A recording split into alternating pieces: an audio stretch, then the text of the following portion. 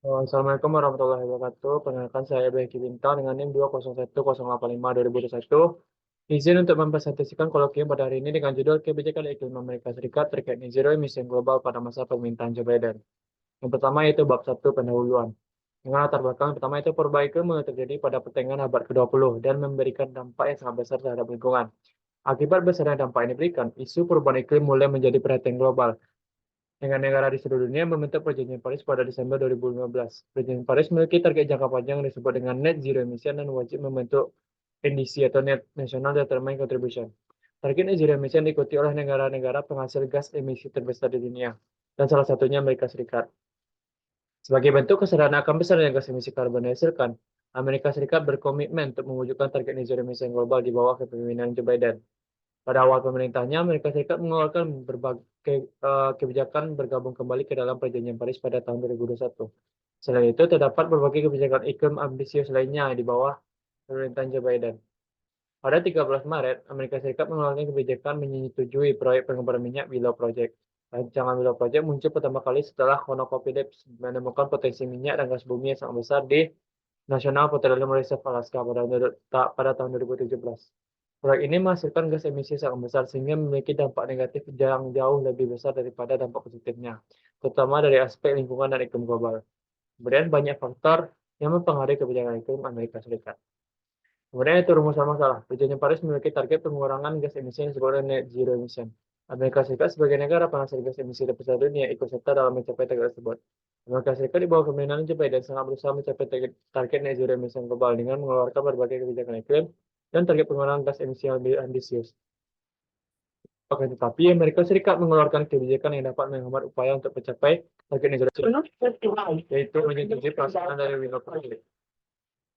Willow Project merupakan proyek pengembaraan minyak berskala besar di Alaska dan dianggap sebagai ancaman terhadap iklim global. Tentunya itu kebijakan ini tentunya sangat mempengaruhi target net zero emission Amerika Serikat. Oleh karena itu perlu adanya analisis lebih lanjut terkait faktor yang mempengaruhi kebijakan iklim Amerika Serikat terkait net zero emission global pada masa pemerintahan Joe Biden. Tentunya itu pertanyaan penelitian. Apa faktor yang mempengaruhi kebijakan iklim Amerika Serikat terkait net zero emission global pada masa pemerintahan Joe Biden?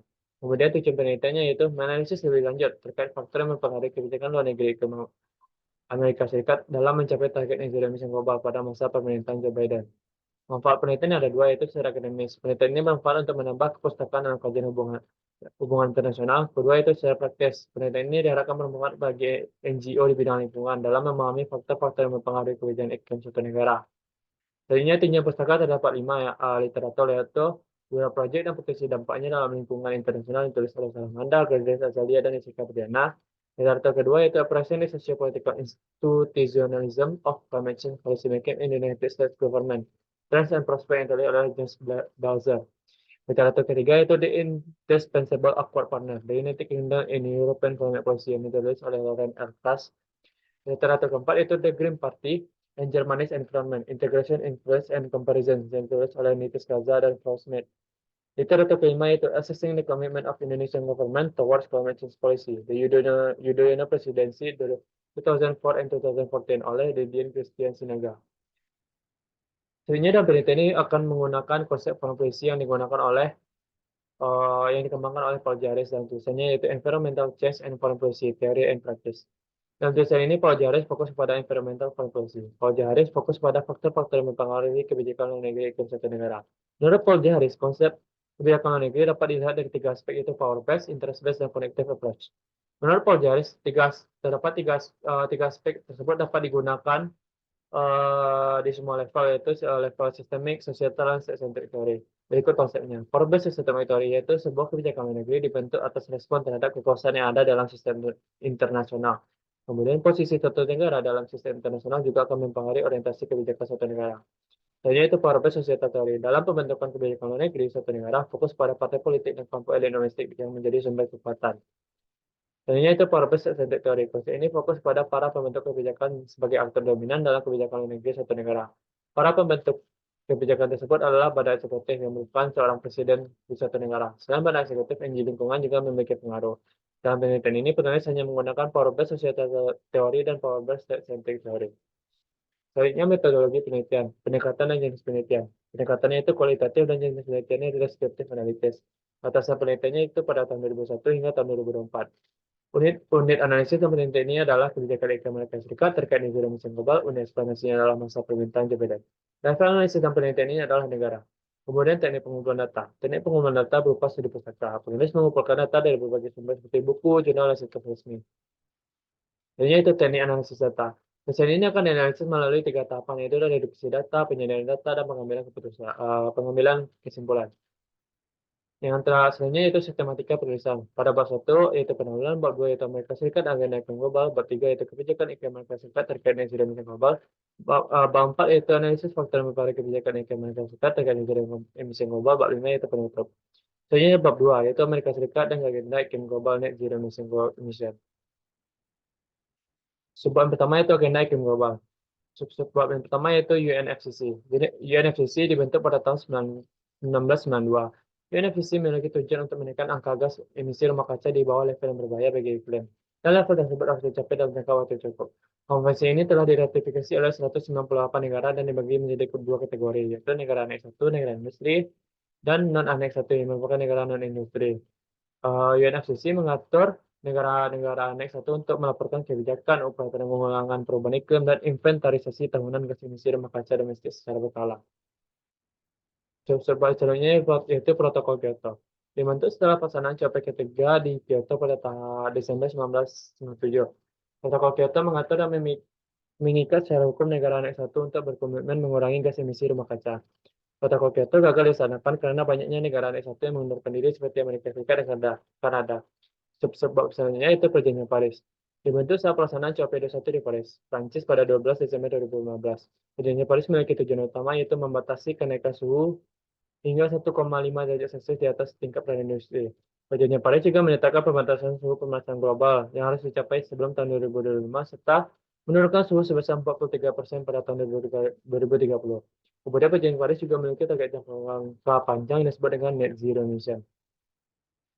Perjanjian Paris memiliki target pengurangan gas emisi jangka panjang domestik yang disebut dengan National Determined Contribution untuk emisi. Selain membentuk emisi, Perjanjian Paris juga memiliki mekanisme jangka panjang yang disebut dengan LTLEDS. Sebab selanjutnya itu net zero emission. Net zero emission merupakan target pengurangan gas emisi hingga nol gas emisi yang harus dicapai pada tahun 2050. Dan upaya mencapai target tersebut, Perjanjian Paris membentuk the net zero emission by 2015 skenario. Saat ini, lebih dari 120 negara berkomitmen untuk mencapai target net zero emission, termasuk negara penghasil gas emisi karbon terbesar di dunia, seperti Amerika Serikat, Tiongkok, dan Uni Eropa. Dalam upaya mencapai target net zero emission, sebuah negara harus mengimplementasikan komitmen-komitmennya ke dalam kebijakan domestik, seperti pengumuman mengenai target net zero emission oleh kepala pemerintahan kepada publik, membentuk dokumen kebijakan terkait net zero emission, dan membuat dasar hukum berisi peraturan perundang-undangan nasional terkait net zero emission. Sebab selanjutnya itu negara hegemon dan dinamika agenda iklim global. Sebab pertama itu Tiongkok dan dinamika agenda iklim global. Tiongkok merupakan salah satu negara industri dan telah terlibat dalam penanganan isu perubahan iklim sejak dilaksanakannya Konferensi Stockholm pada tahun 1972. Sebelumnya, Tiongkok tidak terlibat dalam protokol Kyoto karena masih dikategorikan sebagai negara berkembang. Tiongkok mulai aktif berpartisipasi dalam penanganan isu perubahan iklim setelah gagalnya protokol Kyoto. Hal tersebut dapat dilihat dari Perjanjian Paris pada tahun 2015. Tiongkok berkomitmen dan berkontribusi secara penuh dalam upaya mencapai target dari Perjanjian Paris. Hal itu dapat dilihat dari Tiongkok yang membentuk target pengurangan gas emisi dan mengeluarkan berbagai kebijakan iklim lain yang mendukung komitmennya. Sebab selanjutnya itu Uni Eropa dan dinamika agenda iklim global. Uni Eropa merupakan salah satu pihak yang telah menaruh perhatian khusus terhadap penanganan isu perubahan iklim sejak isu tersebut menjadi perhatian global. Uni Eropa berpartisipasi aktif dalam isu iklim internasional seperti Protokol Kyoto. Uni Eropa membentuk 2 periode komitmen dengan target pengurangan gas emisi dalamnya. Uni Eropa melanjutkan partisipasi aktifnya dalam penanganan isu perubahan iklim global dengan menandatangani Perjanjian Paris pada Desember 2012. Uni Eropa menetapkan target pengurangan gas emisi sebesar 40% dan mencapai target net zero emission pada tahun 2030. Selain itu, Uni Eropa juga mengeluarkan kebijakan iklim yang mendukung target tersebut. Sebab selanjutnya yaitu Amerika Serikat dan dinamika agenda iklim global. Amerika Serikat dan sebab yang pertama itu Amerika Serikat dan UNFCCC. Amerika Serikat di bawah kepemimpinan Bush menandatangani UNFCCC pada tahun 1992. Sebab selanjutnya itu Amerika Serikat dan Protokol Kyoto. Amerika Serikat di bawah kepemimpinan Clinton dan Al Gore menandatangani Protokol Kyoto pada tahun 1997. Namun saat masa jabatannya berakhir, eh, Amerika Serikat menarik diri dari protokol Kyoto di bawah kepemimpinan George W. Bush. Bush mengembalikan citra buruk Amerika Serikat dalam penanganan isu perubahan iklim global dengan menarik diri dari protokol tersebut. Sebab misalnya itu Amerika Serikat dan Perjanjian Paris. Amerika Serikat di bawah kepemimpinan Obama menandatangani Perjanjian Paris pada tahun 2015. Bergabungnya Amerika Serikat ke dalam Perjanjian Paris memberikan pengaruh sangat besar terhadap pelaksanaan perjanjian tersebut. Setelah berakhirnya masa jabatan Obama, Trump terpilih dan mengeluarkan kebijakan menarik diri dari Perjanjian Paris pada tahun 2017. Kemudian terpilihlah Joe Biden menjadi Presiden Amerika Serikat dan mengambilkan kembali Amerika Serikat ke dalam Perjanjian Paris. Hal tersebut dilanjutkan dengan Joe Biden yang menetapkan target pengurangan gas emisi sebesar 50% dibandingkan dengan tingkat emisi tahun 2005 pada tahun 2030. Bab ketiga yaitu kebijakan iklim Amerika Serikat terkait net zero emission global. Sebab pertama yaitu kebijakan iklim Amerika Serikat terkait net zero emission. Sebab yang pertama yaitu bergabung kembali ke dalam Perjanjian Paris. Kebijakan pertama kali ini dikeluarkan oleh Joe Biden yaitu bergabung ke dalam Perjanjian Paris pada 20 Januari tahun 2021. Kebijakan tersebut diikuti dengan penetapan target emisi yang lebih ambisius. Sebab misalnya itu mengadakan Leader Summit on Climate Change. Setelah bergabung ke dalam Perjanjian Paris, Amerika Serikat di bawah kepemimpinan Joe Biden berperan aktif dalam aksi iklim internasional dengan tujuan mengembalikan kepemimpinan Amerika Serikat dalam penanganan isu perubahan iklim global. Dalam mewujudkan tujuan tersebut, Amerika Serikat di bawah kepemimpinan Joe Biden menyelenggarakan Leader Summit on Climate Change pada 22 hingga 23 April tahun 2023. Sebab sebenarnya itu membentuk Build Back Better Act. Kebijakan ini dikeluarkan Amerika Serikat di bawah kepemimpinan Joe Biden pada 28 Oktober 2021. Kebijakan ini dibentuk dengan tujuan mengarahkan Amerika Serikat dalam upaya mencapai target iklim baik domestik maupun internasional, menciptakan jutaan lapangan pekerjaan, memungkinkan masyarakat Amerika Serikat untuk mempertahankan pekerjaannya, dan meningkatkan pertumbuhan perekonomian domestik dengan investasi hingga 2,2 triliun US dollar.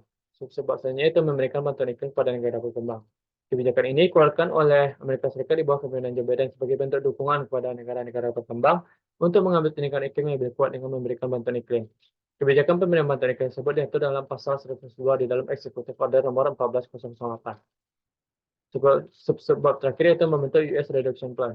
Amerika Serikat di bawah kepemimpinan Joe Biden memiliki perhatian besar terhadap gas metana karena memiliki dampak yang sangat besar terhadap perubahan iklim dibandingkan dengan gas karbon. Amerika Serikat mengeluarkan kebijakan US Methane Reduction Action Plan pada tahun 2021. US Methane Reduction Action Plan sendiri memiliki 7 tindakan utama untuk mengurangi gas emisi domestik pada tahun 2023. Sebab selanjutnya itu kebijakan iklim Amerika Serikat yang bertolak belakang dengan net zero emission. Sebab pertama itu menyetujui pelaksanaan mega project. Amerika Serikat mengeluarkan kebijakan untuk menyetujui pelaksanaan mega project pada 13 Maret 2023. Mega project merupakan proyek pengeboran minyak bumi berskala besar di National Petroleum Reserve Alaska.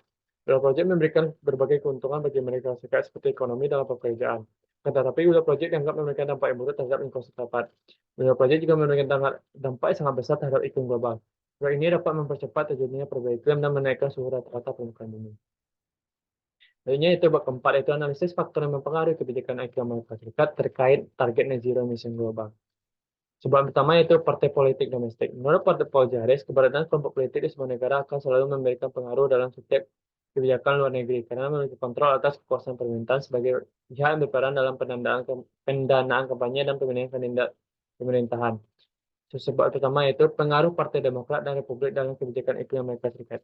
Amerika Serikat sebagai negara demokrasi memiliki sistem dua partai dalam pemerintahannya, yaitu Partai Demokrat dan Republik. Keberadaan Partai Demokrat dan Republik dalam pemerintahan Amerika Serikat sangat mempengaruhi kebijakan iklim Amerika Serikat, terutama keberadaan kedua partai tersebut di dalam Kongres. Dominasi salah satu partai tersebut di dalam Kongres dapat mempengaruhi keberlangsungan kebijakan iklim Amerika Serikat. Hal ini terlihat ketika kemenangan Joe Biden yang menyebabkan Partai Demokrat mendominasi Kongres Amerika Serikat. Dominasi Partai Demokrat dalam pemerintahan Joe Biden dapat membantu pembentukan dan pelaksanaan kebijakan iklim Amerika Serikat terkait net zero emission global. Namun hal tersebut tidak dapat terjadi dengan mudah karena keberadaan Partai Republik sebagai oposisi di dalam Kongres. Hal ini dapat dilihat dari kebijakan Build Back Better Act yang mendapatkan pertentangan dari anggota Senat dan Partai Republik. Akan tetapi, Joe Biden dan Partai Demokrat tetap melanjutkan upaya pembentukan Build Back Better Act dengan bernegosiasi dengan pihak menolak kebijakan ini, hingga akhirnya kebijakan ini disetujui oleh Kongres. Sebab misalnya itu dominasi badan eksekutif dan pengaruh NGO lingkungan. Kebijakan iklim Amerika Serikat terkait net zero emission global pada masa pemerintahan Joe Biden sangat dipengaruhi oleh para pembentuk kebijakan. Amerika Serikat, terutama Presiden Amerika Serikat. Presiden menjadi aktor utama dalam pembentukan kebijakan iklim Amerika Serikat. Selain Presiden, kebijakan iklim Amerika Serikat terkait net zero emission global juga dipengaruhi oleh NGO lingkungan. Sebab yang pertama itu pengaruh Partai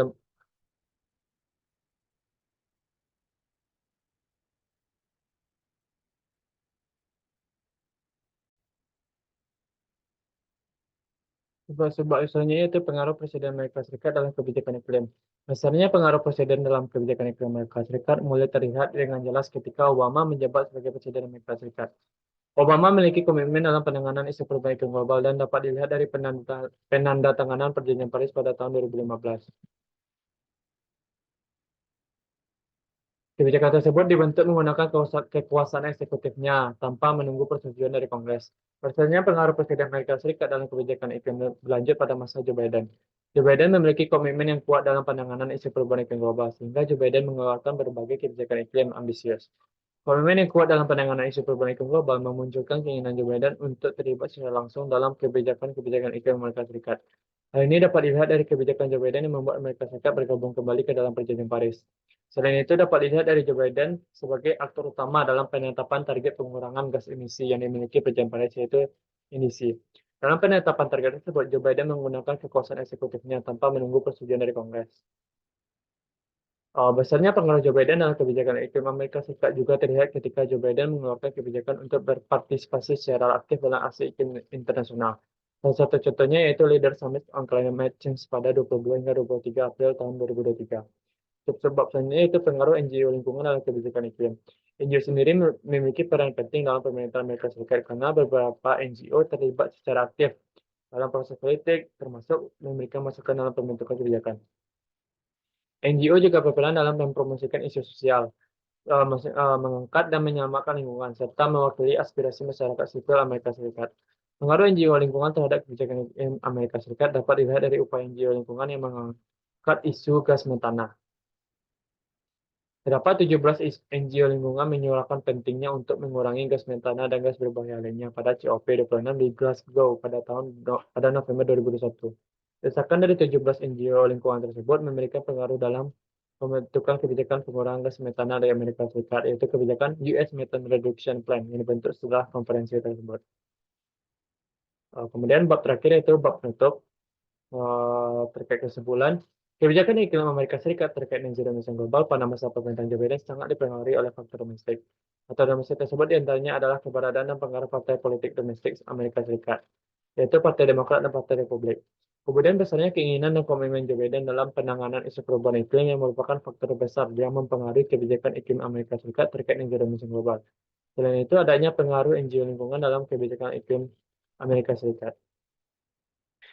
Sebab selanjutnya sarannya itu, penulis memberikan saran kepada peneliti selanjutnya untuk dapat mengetahui faktor-faktor lain yang mempengaruhi kebijakan iklim Amerika Serikat terkait net zero emission global pada masa pemerintahan Joe Biden. Kemudian penulis juga menyarankan kepada peneliti selanjutnya untuk menggunakan teori lainnya dalam menganalisis studi kasus tersebut. Baiklah, sekian presentasi kolokvium saya. Mohon maaf apabila ada kekurangan. Wabillahi taufiq wal hidayah. Assalamualaikum warahmatullahi wabarakatuh.